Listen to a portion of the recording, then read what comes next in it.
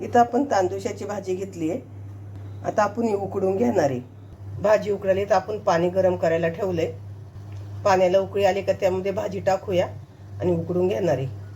पाण्याला उकळी येईपर्यंत आपण मिरची वाटून घेऊया. हिरवी मिरची, लसूण, जिरं.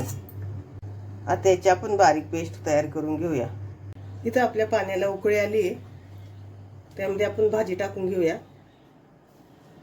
भाजी टाकून झाली, आपण तिला अशी दाबून घेऊ आणि शिजवून घेऊया पाण्यात. कोवळी भाजी आहे, एकदम पटकन शिजेल.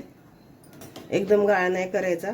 थोडासा त्याचा देठ दाबला की लगेच गॅस बंद करून पाणी ओतून द्यायचं त्याचं. आपली इथे तांदूळाची भाजी शिजून झाली आहे. शिजली आपली भाजी. आता गॅस बंद करूया आणि पाणी ओतून काढते मी. ते भाजीतलं सगळं पाणी ओतून काढले. त्यामध्ये आता आपण साधं पाणी ओतूया. गरम आहे म्हणून उलटणं मी खालीवर करून घेते जरा. आता यातली भाजी घेऊन आपण पिळून घेऊया. घट्ट पिळून घ्यायची या पद्धतीनं.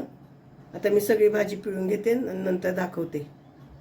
इथे आपण कढई तापत ठेवली आहे. त्यामध्ये तेल ओतून घेऊ. तेल तापले. तेलामध्ये बारीक चिरलेला कांदा, आणि कांदा आपल्याला चांगला परतून घ्यायचा आहे. कच्चा कांदा नाही ठेवायचा. इथे आपण कांदा फास्ट गॅसवर परतून घेतोय. इथे आपला कांदा परतून झालाय. त्यामध्ये मिक्सरला बारीक केलेलं वाटण टाकून घेऊ. आपण वाटण टाकून घेतले मिक्सरला बारीक केलेलं.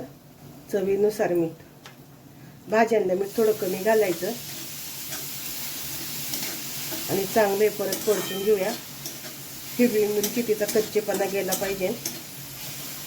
मिडियम गॅसवर मी परतून घेते. अगदी पटकन होणारी भाजी आहे. तुम्हाला सकाळची बनवायची तर संध्याकाळीच भाजी उकडून ठेवायची. वाटण पण मिरचीचं वाटण ते पण रात्रीचं करून ठेवायचं. सकाळी फक्त कांदा कापून फोडणीला टाकायची. पोरांना शाळेत किंवा मग डब्याला सकाळी मुलांना द्यायला पटकन भाजी होते. गॅस बारीक करते मी ते आता. इथं आपली मिरची परतून झाली आहे. त्यामध्ये आपण शिजवून घेतलेला तांदूळ टाकू. शिजवून घेऊन मी पिळा होता त्यातलं पाणी पूर्ण काढले. तर तो सुट्टा सुट्टा करून यामध्ये टाकूया आणि परतून घेऊ.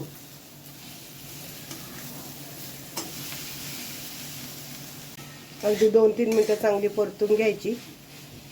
आपण शिजवलेलीच आहे पण सगळी मिक्स झाली पाहिजे कांद्यामध्ये, वाटणामध्ये, मिरचीच्या. त्यामुळे 2-3 मिनटं परतून घ्यायची आणि मीडियम गॅसवर परतायची. एकदम फास्ट गॅसवर नाही परतायची. अगदी पटकन होणारी अशी तांदूळाची भाजी. तुमच्याकडे याला काय म्हणतात ते मला कमेंट करून नक्की सांगा. या भाजीला तुमच्याकडे काय नाव आहे किंवा तुम्ही या भाजीला काय म्हणता. छान अशी झाली बघा. हिरवीगार एकदम सुंदर झाली. गॅस बंद करूया आपण.